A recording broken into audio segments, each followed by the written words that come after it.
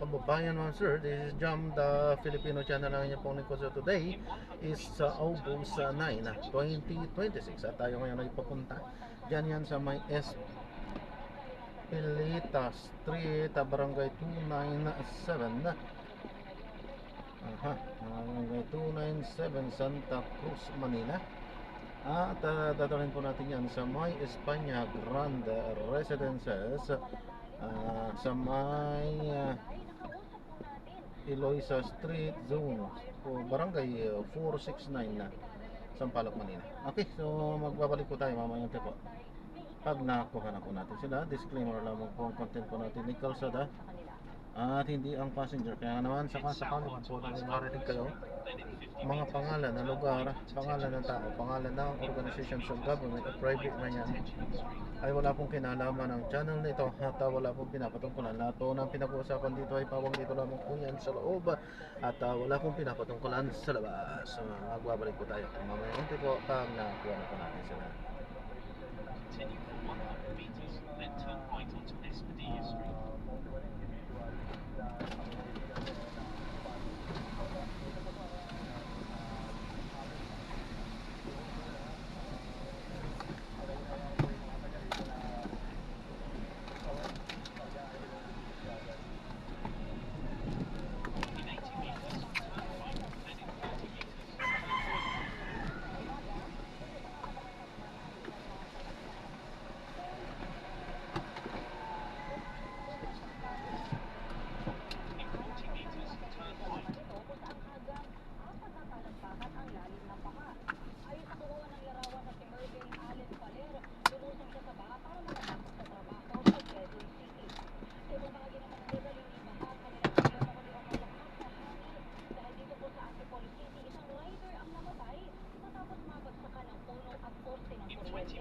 Turn right onto Espelita Street.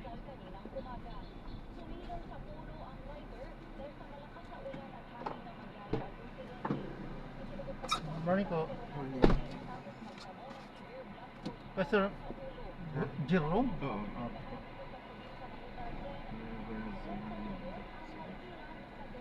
Arriving is 14 minutes and 4:50 p.m. This route is toll-free. In 60 meters, turn left onto T. Alonso Street.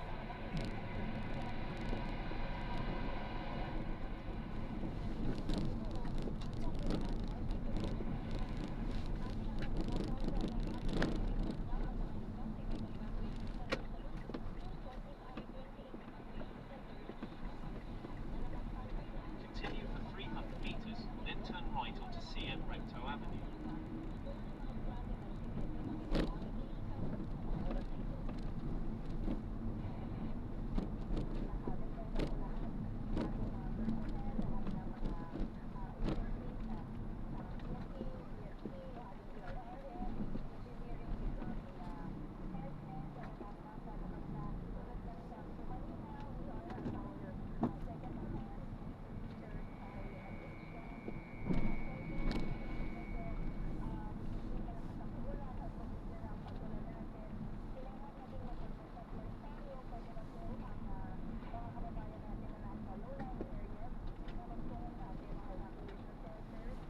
Ba't pinapapunta sa mga evacuation center?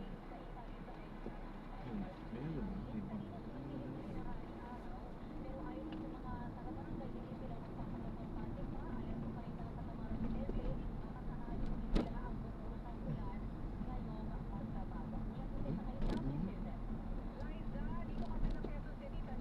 In 100 meters, turn right at the traffic light.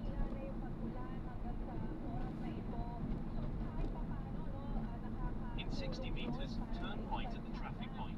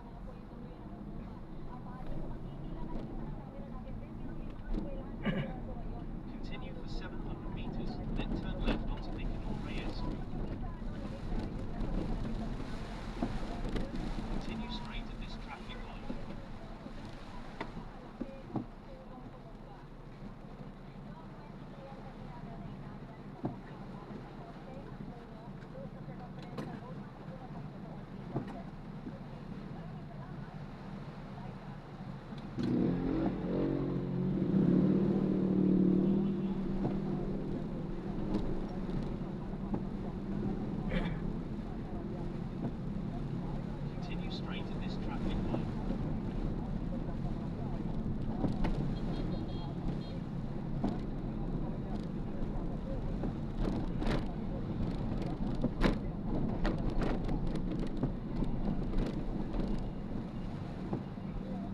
Continue straight at the first traffic light.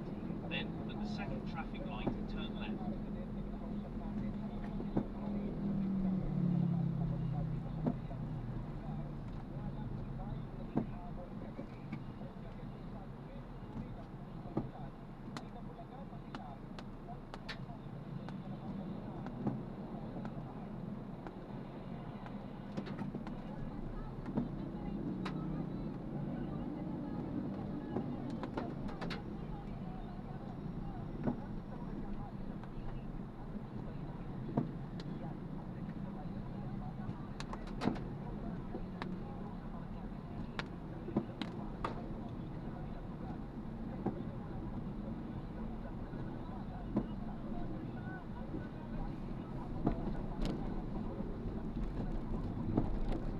In 200 meters, turn left at the traffic light.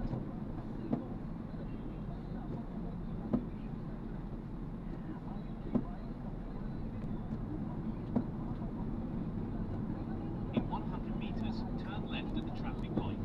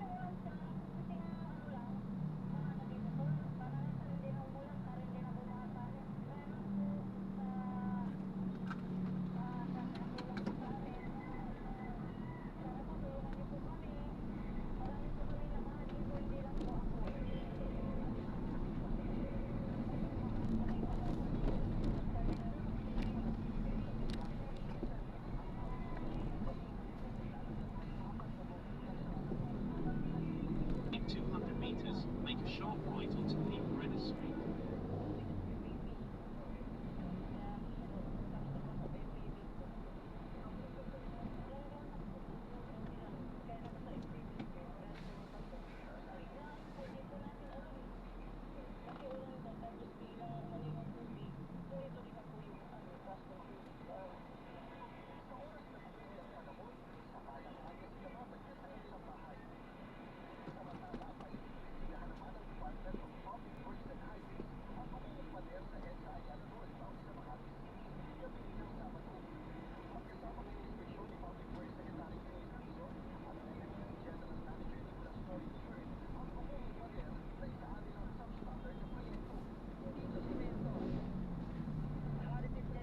Drywall lang ito.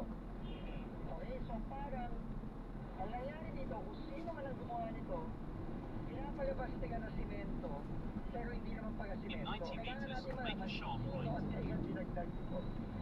At ang makakasagot nito, ang city engineering ng Makati.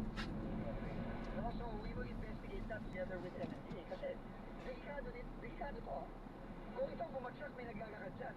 Pero nag-dispatch na kami ng mga tao dahil nakita namin na one lane na lang natira sa EDSA. So bumagsak at clear na lang namin muna yung mga debris. May mga naitala rin pagbaha sa ilang pangunahing lansangan sa Maynila tulad ng sa bahagi ng Taft Avenue, UN Avenue, Padre Faura at bahagi ng Rojas Boulevard. Pero agad din humupa ang Arriving in baha. 5 minutes at 4:49 p.m. This route is toll-free. Adrian, isa lamang itong barangay San Antonio dito sa Parañaque City, particularly itong Pascual, Compound 1. Sa mga may baha pa rin, may tubig pa rin hanggang sa mga pagkakataong ito. Pero iba yung kaso ng lugar na ito.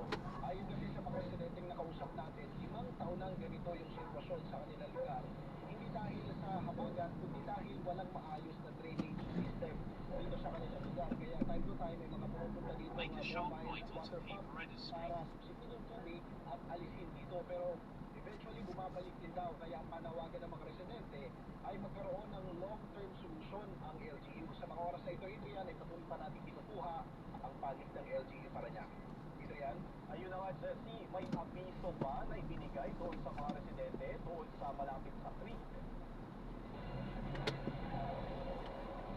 Actually, kahapon pa lang nagkaroon na ng abiso for preemptive evacuation ng LGU Parañaque at informed din naman In yung mga 100 tao na meters, magkaroon ng turn area left onto SH Oilers sabi Street. nila sa kanila ay taon-taon nilang nararanasan yung pagbaha. Kala, hindi nila inakalang ganun ang ganun magiging o ganun kabilis yung magiging pag-agos ng tubig mula doon sa creek dahil just in a matter of 2 hours, 3 oras ay umabot na ito. In 40 meters, turn left. Mga kabayan, kaya na-sorpresa din yung mga residente area.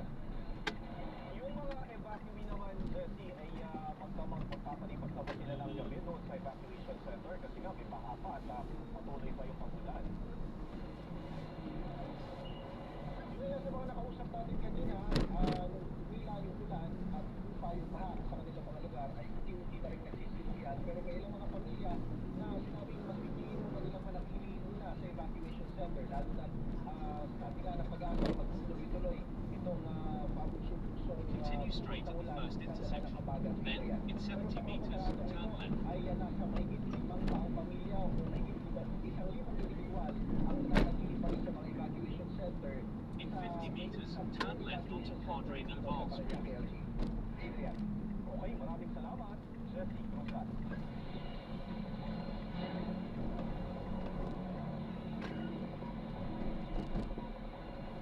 Alamin naman po natin ang update sa habagat mula kay In 100 meters, turn left at the traffic light. Ariel, hanggang kailan pa magpapautan itong habagat? Alam mo, Adrian, patuloy pang iinit ang habagat sa malaking bahagi ng ating bansa sa mga susunod na araw. Pero ngayong linggo ng hapon hanggang mamayang gabi, dito na sa Ilocos Regional Cordillera makakapal yung kaulapan at malalakas yung buhos na ulan. Habang lumipis naman at nabawasan na yung kaulapan at pagkakaulan dito sa may Central Luzon at Southern Luzon, kasama na ang Metro Manila. Kinikilat nilalakas po ang habagat ng Typhoon Dolphin na malapit na mag-landfall dyan sa may silahang bahagi ng China. Meron ding ambag sa hila sa habagat ang dalawang bagyo sa labas pa ng Philippine Area of Responsibility, ang tropical storms Pilu at Chanhong, bagamat malayo na sila sa ating bansa.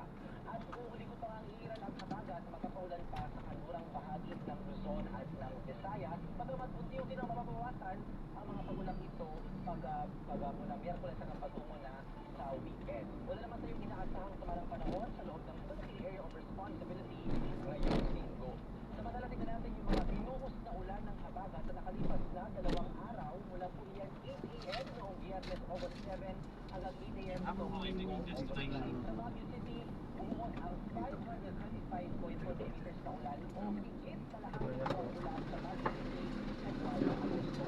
Halos 400 millimeters naman ang ulan na natala sa Indang, Cavite at dyan sa Iba Zambales, 241.7 millimeters na halos 1/3 na ng ulan sa Iba sa buwan ng Agosto. Marami pang ibang lugar ang nakatala po ng malalakas na mga pagulan na nagdulot nga ng Arriving in 7 minutes at 4:55 p.m.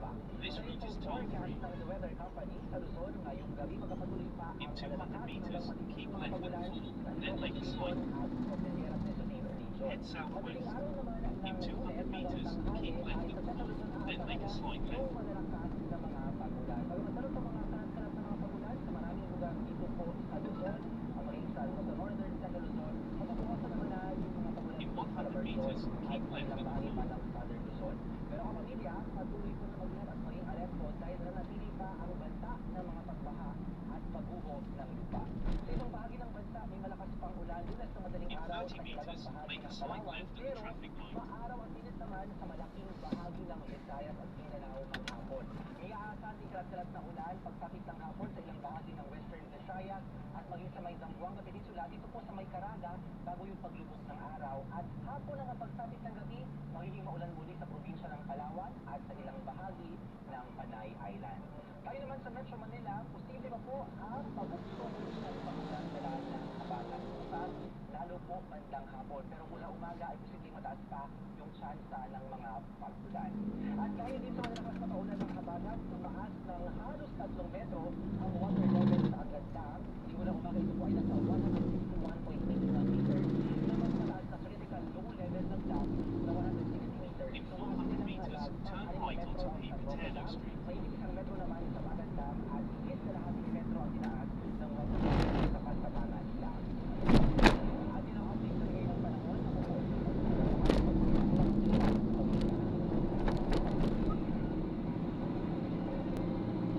Ariel, ito ba yung tinatawag na sunshine? Ito more or less 5 hanggang 7 araw, more or less halos isang linggo na tayo pinuulan. Maasahan pa natin sa mga susunod na araw. Actually, hindi pa sila bibilang kung umabot na ng 7 na araw, no? Pero mula nung Lunes, noong nakaraang linggo ay dahil nga sa In 100 meters, habagat turn at right. bagyong Dean at Maymay ay meron ng mga pamulan sa western part ng Luzon. Pero yun nga, dahil sa basa na yung lupa at saka bumuhos yung malalakas na ulan mula Biyernes ng gabi, Sabado at ngayong linggo, ay talagang ganun yung naging pagbaha at pagbuo ng lupa sa maraming lugar sa western part ng Luzon. Inaasahan na posibleng bukas, Lunes ay maulan pa sa Ilocos Continue for Region, 200 sa may meters, Zambales, then make a Bataan, slight right may onto Occidental Pipiteno Mindoro, sa Street. Benguet at sa Abra, kaya nandyan pa rin yung banta ng mga pagbaha at pagbuo ng lupa. Adrian? Ariel, yung ibinuhos na ulan sa Baguio City at sa mga kabundukan, yan ba ay aasahan natin na bababa pa sa mga susunod na oras o nakababa na yung mga yan, lalo na doon sa mga dam? Alam mo, bababa pa yan. Kung minsan inaabot ng ilang oras bago bumaba yung mga binagsak na buhos ng ulan sa taas na kabundukan. Sa Ilocos Sur, galing sa Abra, yung binuhos na ulan, kaya malakas din. Tumataas na yung mga ilog doon. Sa mga biktima ng Rizal, itong sa In 80 meters, make a slight right mas onto maraming ulan ang Pipiteno binuhos Street. sa taas ng kabundukan ng Rizal area. At pwede rin naman yung binagsak na ulan ng kabagat dyan sa may bahagi ng Bulacan, sa kabundukan ng Nueva Ecija, ay unti-unti rin ang pagbaba sa may Pampanga at pagbahagi pa ng mga ilog dyan sa may Central In 40 Luzon. meters, So make a posibleng slight right. medyo matagal pa bago bumaba yung pagragasa ng tubig sa ilang ilog dito sa western part ng ating bansa. Kaya ingat pa rin mga kapatid. Maraming salamat, Ariel Rojas.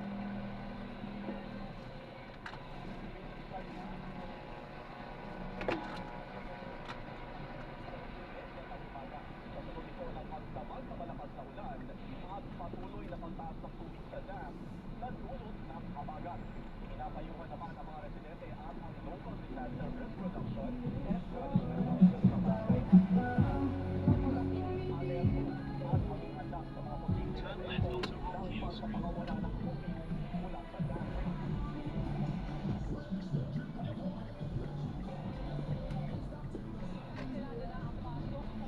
In 50 meters, turn right onto Rizal Avenue.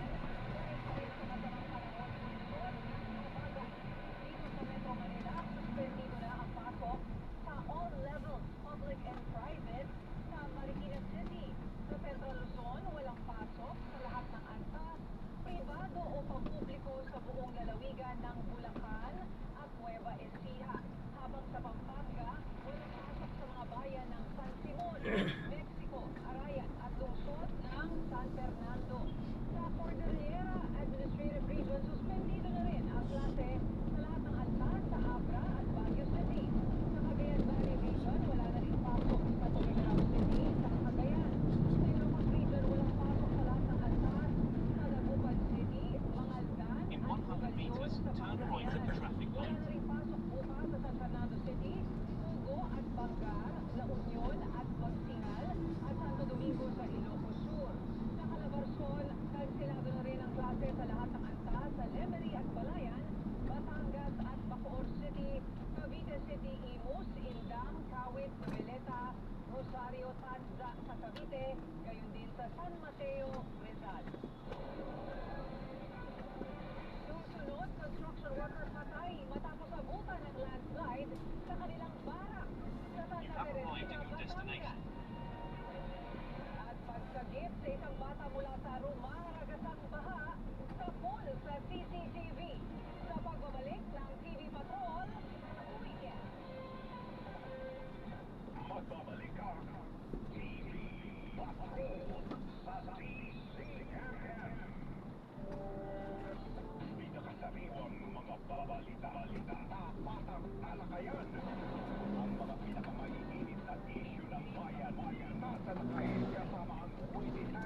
Ano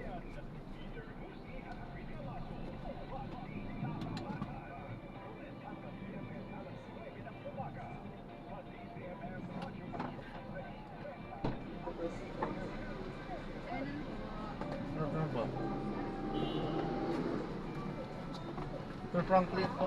Head east on CF Recto Avenue, then in 100 meters, turn right.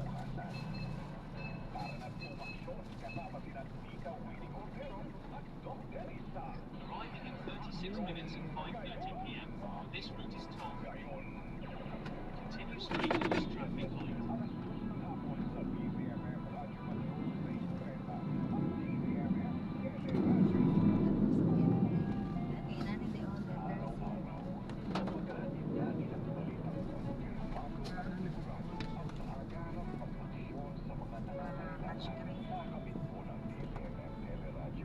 Anong model itong sasakyan niyo na expander sir? GLS po. Continue for 700 meters, then turn left onto 23. McDonald Street. 23 po.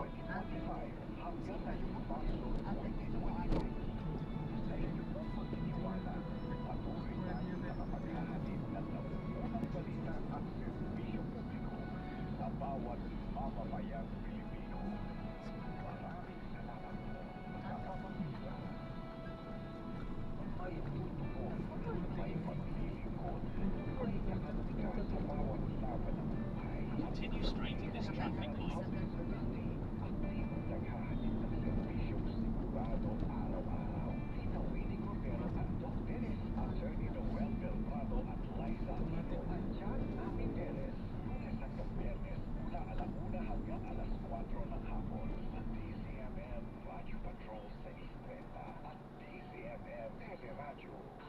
Maraming salamat po mga kapamilya. Sa lahat ng nagsaya, nakipagkwentuhan at nakipagdiwang sa ating DCMM Sports. Alas na lang tayo sa Caloocan Sports Complex noong July 18 na goal. Hanggang ngayon, hanggang sa hinaharap. Continue straight in this traffic light. Sa bawat Pilipino. Bago pamasukin ang araw, magsasayan muna ang mga balita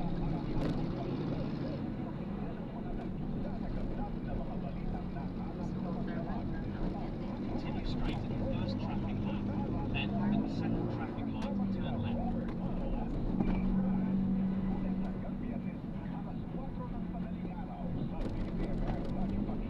Isa-isa din ko halos yun. Sa months ba? In 100 meters, turn left at the traffic light. Hindi lang ako laban ako kahit kita.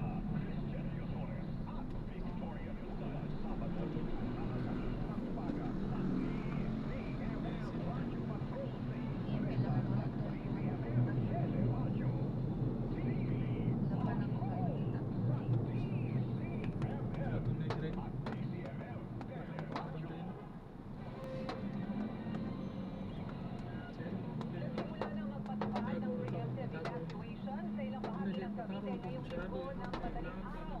Matapos bumaha sa ilang barangay, dulot ng pagulang dala ng habagat. Live mula Bacoor, Cavite, nagpapatrol si Alison po. Alison, ilan na ang mga residenteng inilikas dyan? Well, umabot na sa mahigit 1,000 pamilya ang inilikas mula sa kanilang tahanan dito sa Bacoor, Cavite nitong linggo, August 9, matapos ang patuloy na epekto ng habagat. Dito sa ating Continue for kinakatayuan 600 meters, then keep right and forth onto Agona Street pero towards habang Mendiola Bridge, bumabalo ang Mendiola. malakas na hangin at walang patid na ulan kagabi, wala ring tulog ang mga rescue teams sa Cavite, kabilang ang Philippine Coast Guard at Bureau of Fire Protection para isalba ang mga binahang residente.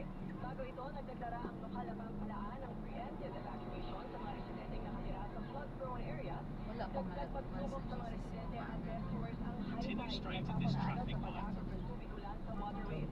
Hanggang kanina tanghali, 5 barangay pa rin ang apektado ng baha, ang Habay, Panapaan, Niyog, Mapolo at Daang Bukid. Nalubog din sa baha ang ilang pangunahing kalsada gaya ng Niyog Road, Panapaan Road at Aguinaldo Highway, kabilang ang Mapolo Bridge at Mapolo Road. Pero bahagya ng kumuha ang tubig kasunod ng paghina ng ulan ngayong hapon. Patuloy din ang evacuation at rescue operations sa mga otoridad sa mga karating na lungsod. Nitong Sabado, mahigit 100 residente rin ng Imus, Cavite ang inilikas ng Philippine Coast Guard matapos maapektuhan ng matinding baha. Sa Kawit, Cavite, nakunan pa sa CCTV ang pagligtas ng 2 lalaki sa isang bata mula sa umaragasang baha sa Barangay Marulas nitong Sabado. Sabi ko kasi nakakatakot yung pag-uus ng ulan na may malakas na hangin. Kaya po talagang very thankful din kami sa kapitan po ng NIOS together with the Barangay Council. Kasi talagang kagabi pa lang po naglilikas na po sila. Sa ngayon, hindi na ganoon kalakas ang ulan dito sa Bacoor, Cavite, pero patuloy pa rin ang panawagan ng lokal na pamahalaan, lalo sa mga residente ng apektadong lugar, na lumikas na kung kinakailangan at iwasang lumusong at tumawid sa mga malalalim at umaragasang agos ng tubig. Balik sa'yo, Zen. Ako, Alison, pagka kasi medyo sa minsan yung mga kababayan natin nagbabalikan. So, hindi pa ba nagbabalikan yung mga naunang pinalikan?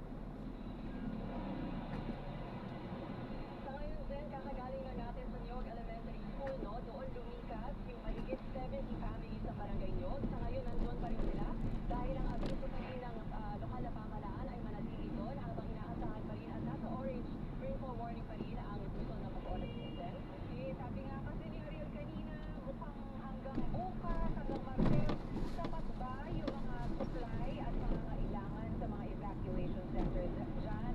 Katulad ng Continue straight meron at pa the first sila. traffic light.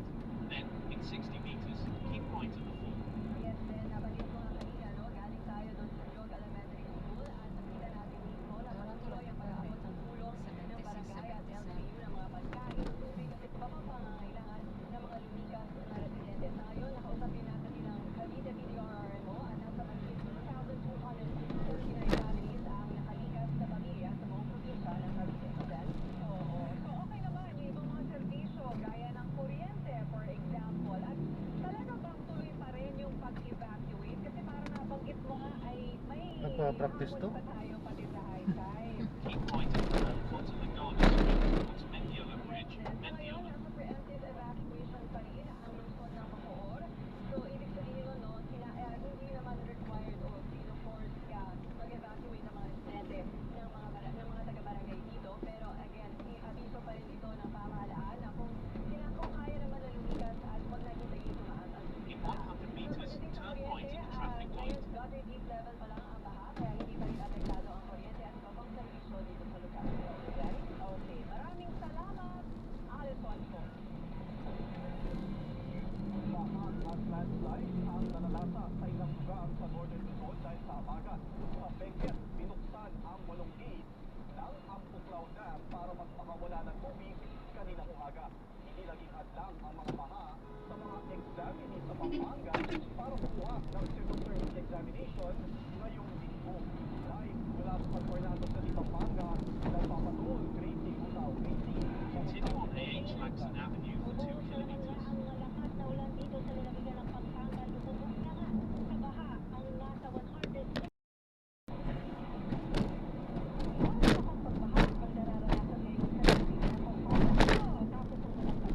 Ang lalim ng butas na yun ah. Di ba lang nilagyan ng ano, babala. Sira sa sakyan to. Kamotor ang ano doon, disgrasya. Nasa gabi. Lalo na pag hindi nakita yun. Oo. Lalo pag kumulat kasi makakarga ng tubig yun eh. Hindi talaga maano. Oo. Eh pag nabangga yun, ito talagang pinakadelikado. Disgrasya talaga. Hindi mo lang minano.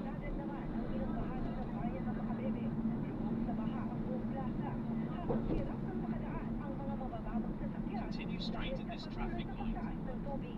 As of 12 noon po, 25 all barangays na po are flooded. Some are partially, but most of them ay halos buong ano na po, barangay flooded na. Tapos, ang height po ng high tide ngayon is 4.3 feet. So, sumasabay po kaya paabot na ng lahat ng barangays na mga vehicles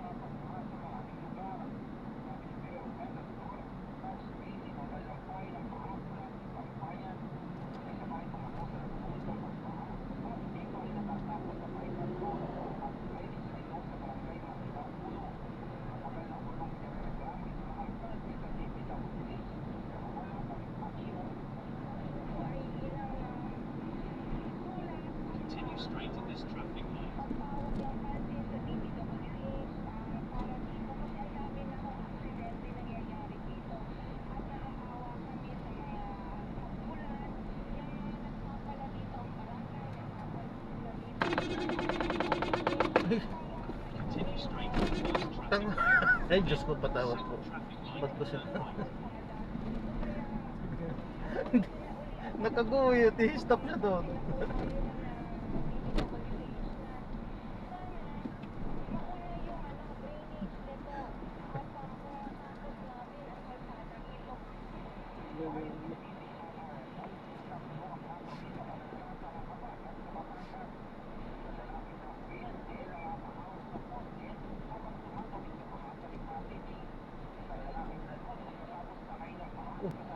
Buti hindi nagulungan yung helmet niya. Hindi ko na rin nakita. Surety ng helmet niya.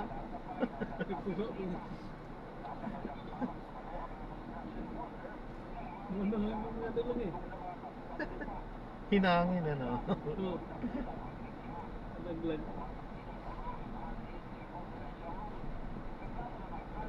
In 300 meters, turn right at the traffic light.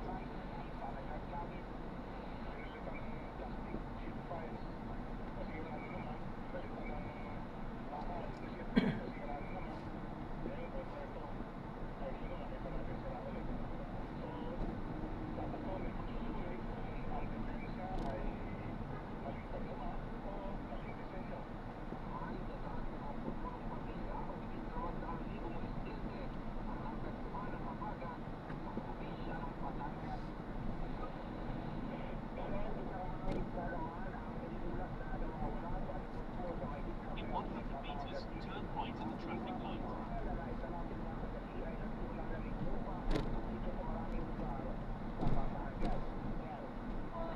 Para lang sa mga hindi pamilyar sa probinsya ng Batangas, yung mga binahaba ay dati na talagang identified na bahae.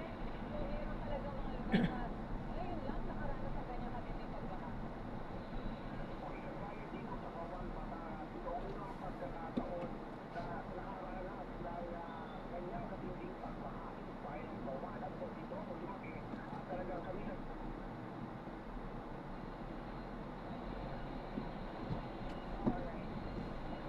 Sayang anong mahalaga sa rin sinasabi ni Dennis Dato pero meron po tayong technical problem. Subukan rin natin na balikan maya-maya namin.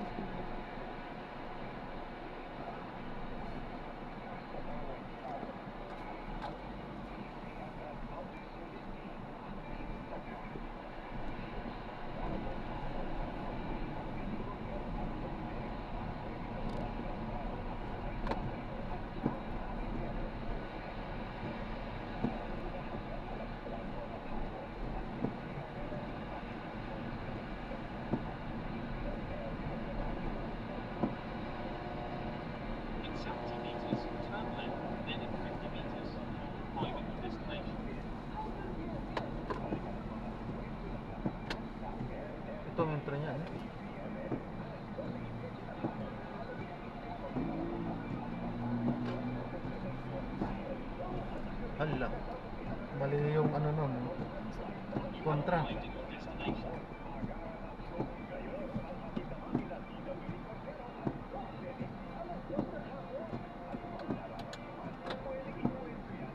Ay.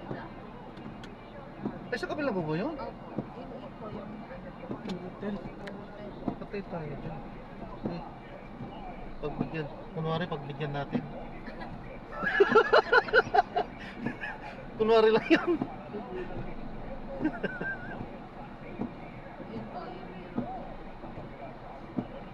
yun po yung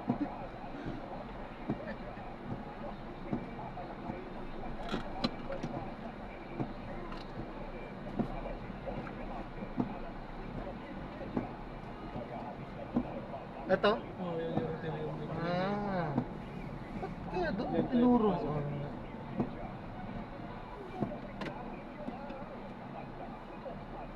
Kaya yan?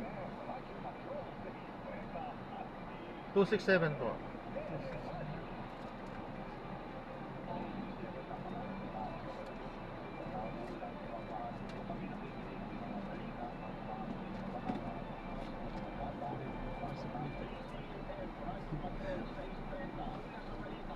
Ito ang hindi magandang ano. Ang liit. Pang motor. Kaya nga. Nung klaseng arkitekto ang gumawa dito sa engineer.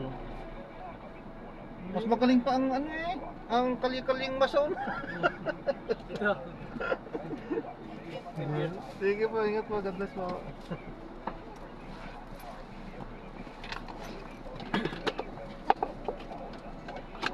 Sige po.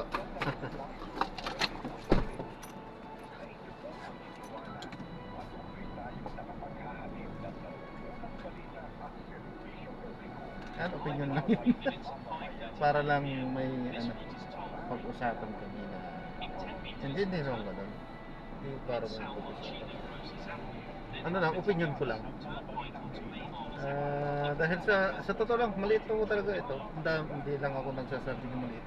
Ako halos lahat na nagdadrop dito. Kasi, ang sikip talaga, ang liit. Mahirap pag may mag ano.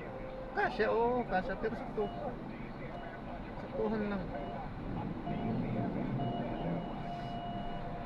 Ginawan pa ng mga harang-harang. Eh, kung ganun din lang pala. Hindi dapat diretsuhan lang.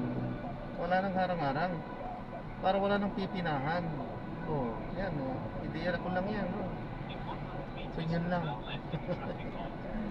Ayan po.